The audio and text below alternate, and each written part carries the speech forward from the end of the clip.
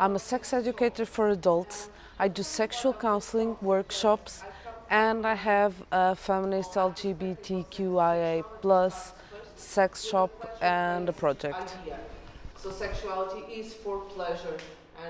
In Pride, I'm going to be doing one workshop about inclusive sex education and tools and language of how to have a sex education program that's inclusive and not in the way that you have something for LGBT people, in the way that you change the matrix for everybody, and that is true inclusion. And I'm going to do a workshop about consent and how do we get out of this paradigm of that's almost sex negative of consent, and we go to a sex positive paradigm where people can say no and can say specific no's and specific alternatives also.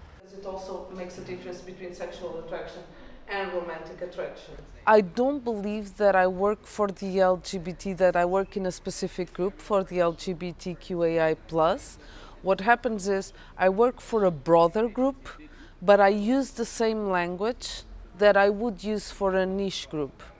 I'm a part of a niche, and that is a presupposition that who goes to my project can see. Even in counseling, I say that I do counseling from a feminist queer perspective, but I work with very normative people actually. And I work with all these kind of people. I can't pinpoint my public. That's a very funny thing. I can't pinpoint my public in terms of age, in terms of class, I can't pinpoint it. It's so broad and it has so many different people. And funny enough, there's a thing that I've been learning, is that most of the people that supposedly are in a very normative box, these boxes are getting very tiny and they don't fit anybody. It's very funny because I work in this feminist queer perspective. So when I'm working with, and let's talk about cis women, heterosexual. I'm working with a cis heterosexual woman, but a black woman. And I'm starting to give her to read black feminism because I think it's an important part of her way and of her empowering to go to these authors. So I support myself in different authors that have feminist perspectives within different cultures, religions, ethnicities.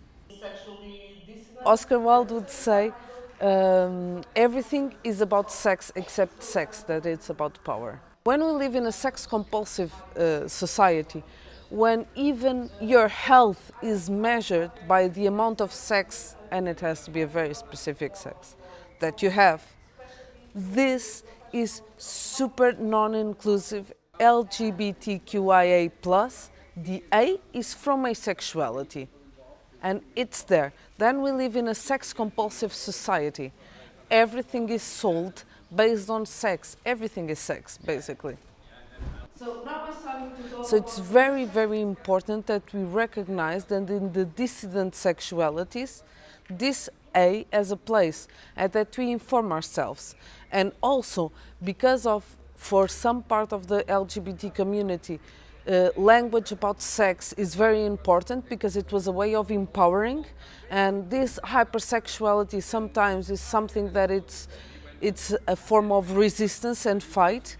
It's very important that we look to the other side and that we still can do this without being offensive, without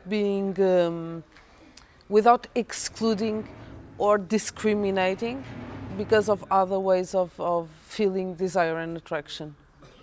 One way, for instance, of creating inclusivity is reminding ourselves that in parties, and sometimes doing parties with a lot of sexual messages, or it's important and it's a form of resistance and it's something that we can lose, but create non-sexual spaces in parties.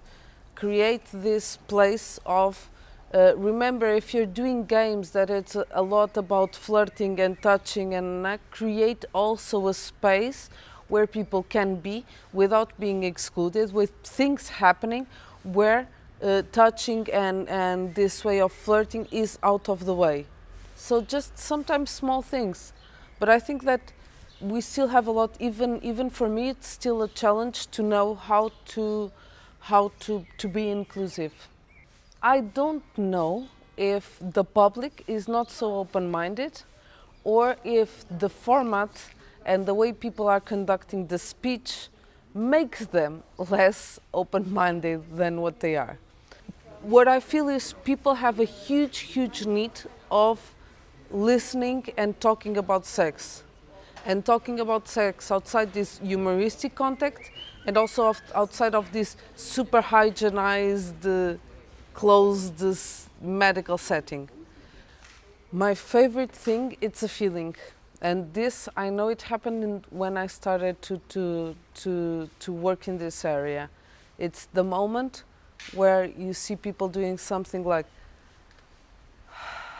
when you say something, and sometimes it's just something small, and you say like, but that happens, a lot of people do that, or this is 70%, and you give data to people, and they suddenly think, oh, I'm normal. So, because this elusive and imaginary concept of normal is amazing. So that is my favorite thing, is when I feel a weight lifting out of people. That's the most beautiful feeling that I have, and it's very nice because I've been having it very often, this because I'm working more and more, and that's amazing.